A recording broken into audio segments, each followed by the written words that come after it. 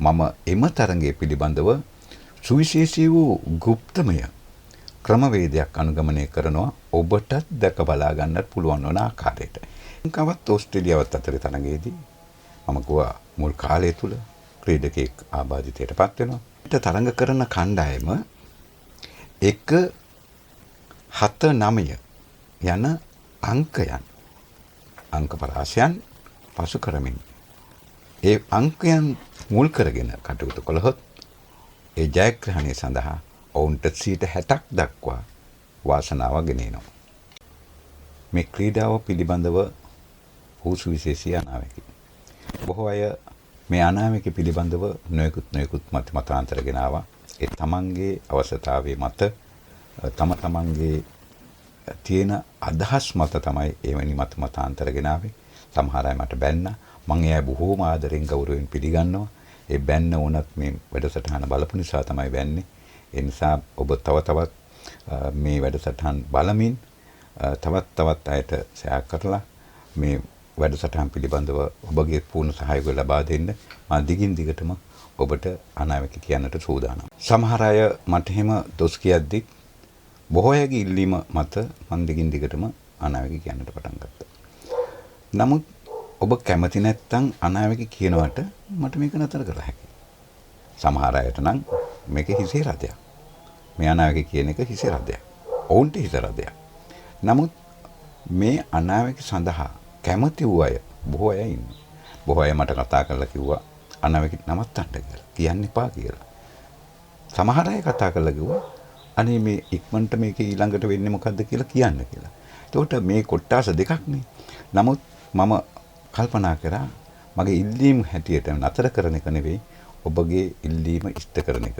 ඒ ඔබට තියෙන්නේ ඒ නිසාම ඔබත් එක්ක තව දුරටත් මේක දැන්දී සිටින්නට ඔබත් තව දුරටත් දවසින් දවස අනාවැකි ප්‍රකාශ කරන්නට ඔබ මේක හැකිතාක් ෂෙයා කරන්න Facebook වල දාන්න ඔබගේ හිතවතුන් අතරේ යවන්න. එතකොට ඔබට මම තවත් දිගින් දිගටම සෑම අනාවැකියක්ම පිළිබඳව විස්තර කියන්න.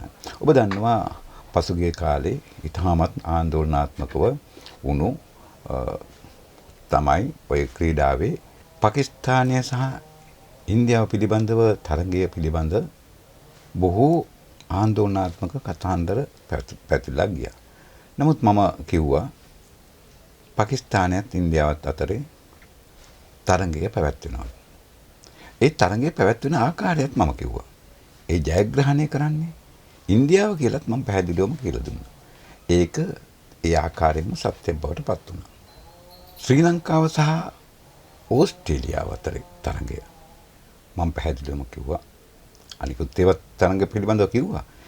මේ ශ්‍රී ලංකාවත් ඕස්ට්‍රේලියාවත් අතරේ තරගයේදී මම කිව්වා මුල් කාලය තුල ක්‍රීඩකෙක් ආබාධිතයට පත් වෙනවා. කෙසේ නමුත් ඕස්ට්‍රේලියාවට ජයග්‍රහණය කරගැනීමේ වාග්ය වාසනාවක් තිබුණා. ශ්‍රී ලංකාව ජයග්‍රහණය කරන බව මම පැහැදිලිවම ඔබට එදා පැහැදිලි කරලා දුන්නා. ඊළඟට බලන්න ඉන්දියාව සහ ඇමරිකාව අතර ක්‍රීඩාවේදී ඒ තරඟයේදී ඉන්දියාව ජයග්‍රහණය කරන බව සහ පිළිවෙල පිළිබඳව මම පැහැදිලි විස්තරයක් කරා.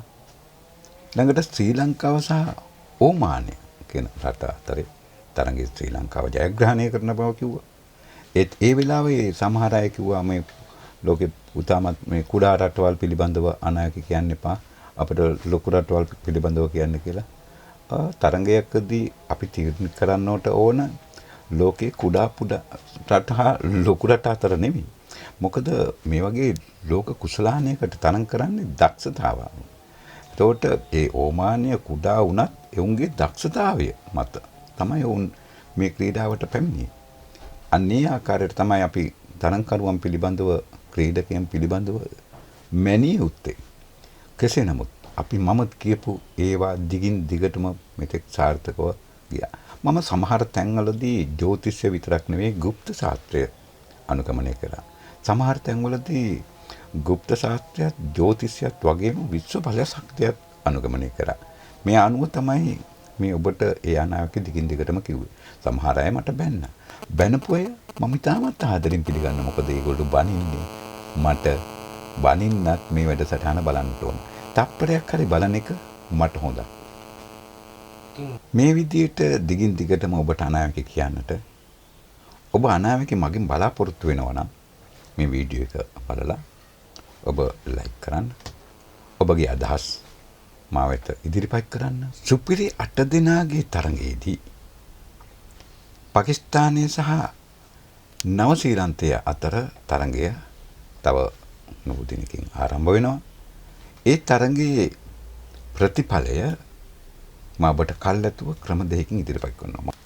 මේ පාකිස්තානයත් නවසීලන්තයත් අතර තරඟය පැවැත්වෙන්නේ ආර් ප්‍රේමදාස ක්‍රීඩාංගණයේ. ක්‍රීඩා පිටියේදී එම දින කාසිය වාසිය කොහොම ලැබුණත් කවුරු මේ කණ්ඩායම් දෙකෙන් කවුරු මොන කණ්ඩායම හෝ ප්‍රථම වරට ක්‍රීඩා පිටියේදී තරඟයට පිවිසුණත් 1-7-9 යන අංකයන් තුල ජයග්‍රහණය කිරීමට ඔවුන් පසු කර ගියොත් එම අංකයන් පසු කර යාම ඒ අංකයන් මුල් කරගෙන කටයුතු කළහොත් ඒ ජයග්‍රහණය සඳහා ඔවුන්ට 60% දක්වා වාසනාව ගෙන එනවා.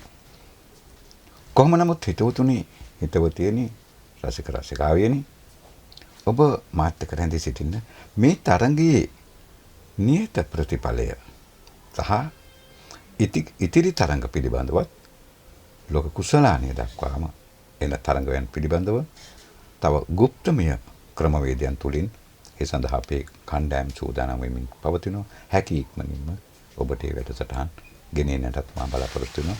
ඒ නිසාම අපිත් එක්ක රැඳී සිටින්න ඔබට ජය වේවා. ඔබේ බලාපොරොත්තු සාර්ථක වේවා. ඔබට යහපතක් වේවා.